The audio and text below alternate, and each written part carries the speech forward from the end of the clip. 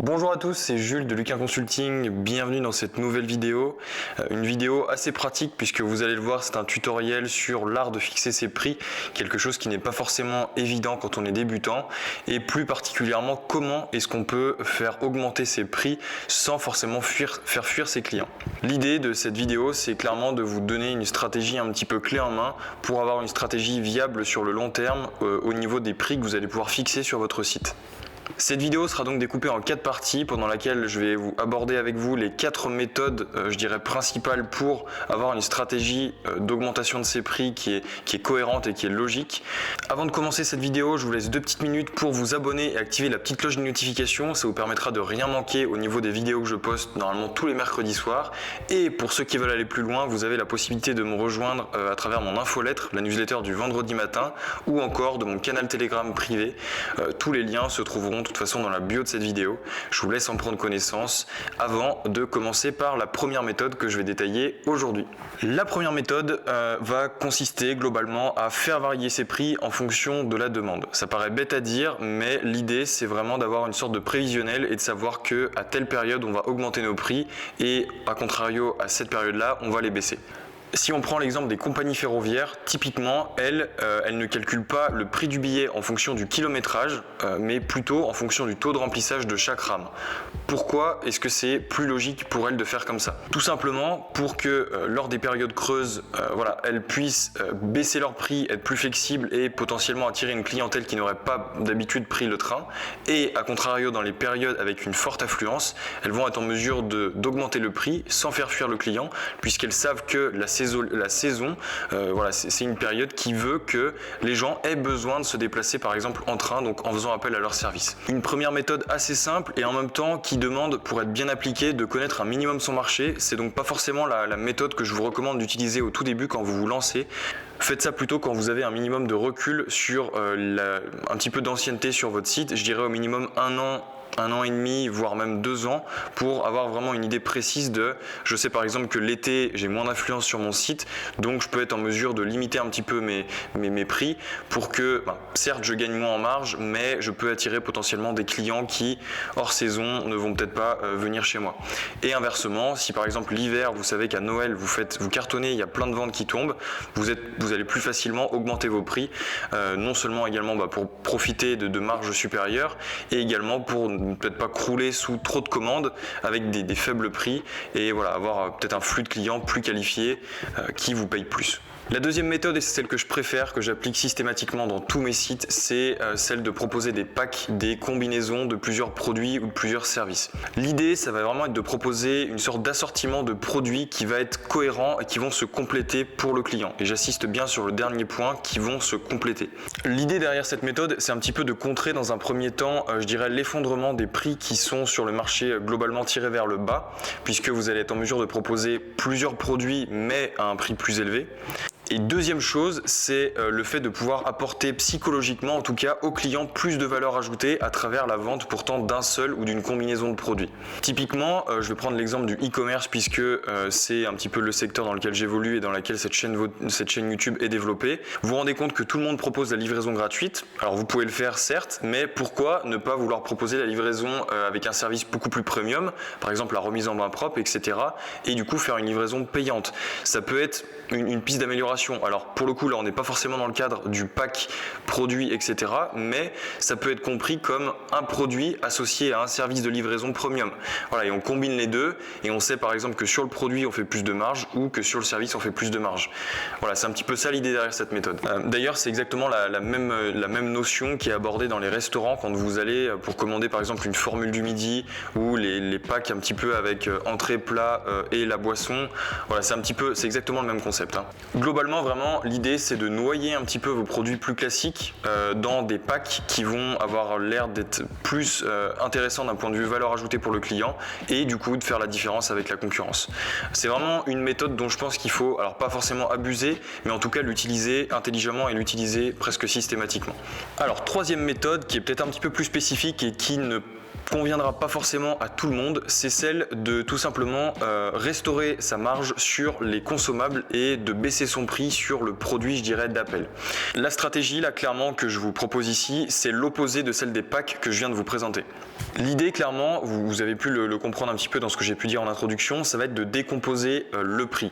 C'est-à-dire qu'on va avoir une tarification qui est avec un prix d'appel très attractif, très faible et des consommables derrière que vous allez vendre qui sont de préférence indispensables, qui vont être beaucoup plus élevés, vous allez pouvoir vous refaire de la marge. Je pense que l'exemple idéal dans ce cas de figure là, c'est celui des imprimantes. Voilà, il y a peut-être des fournisseurs qui vont sacrifier leur marge sur la fabrication et la vente d'imprimantes en elles-mêmes, mais qui derrière vont peut-être faire en sorte que leur cartouche d'imprimante ne fonctionne que avec leur imprimante. Voilà, l'idée c'est vraiment, et c'est pour ça que cette méthode est un petit peu spécifique, c'est de pouvoir l'adapter à des consommables qui vont vous permettre de garder le client sur le long terme et l'inciter, et il va avoir besoin en fait de consommer sur le long terme chez vous et de racheter régulièrement ce produit sur lequel vous faites plus de marge. Là clairement cette méthode, je vous l'ai dit, c'est plutôt pour un niveau avancé et pour certains secteurs d'activité assez précis. Pour autant essayer de l'adapter peut-être à votre secteur au maximum.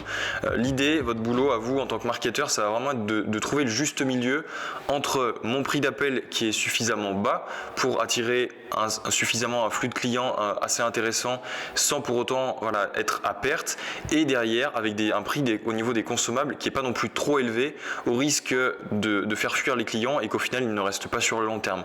Parce que clairement avec cette méthode vous allez faire de l'argent sur le long terme avec des clients qui reviennent régulièrement, pas uniquement avec des clients qui achètent le produit d'appel qui n'est pas forcément avec un prix très élevé sur lequel vous faites beaucoup de marge.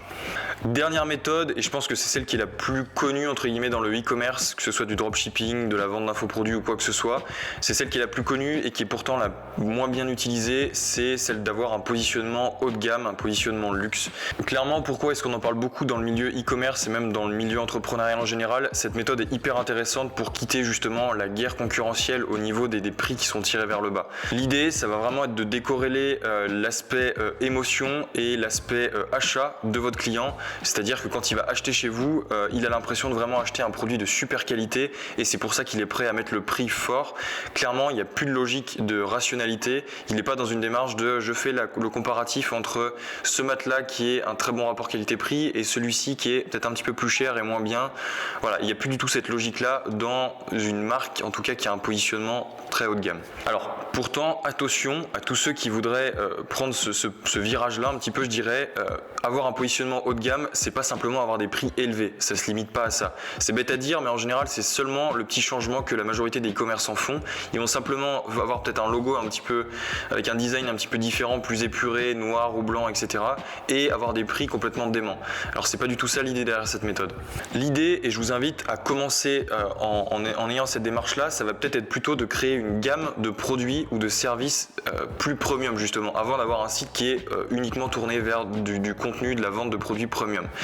Par exemple, vous pouvez créer un club ou une sorte d'abonnement VIP pour que les personnes reçoivent certains avantages, des bonus ou quoi que ce soit à chaque fois qu'elles commandent chez vous.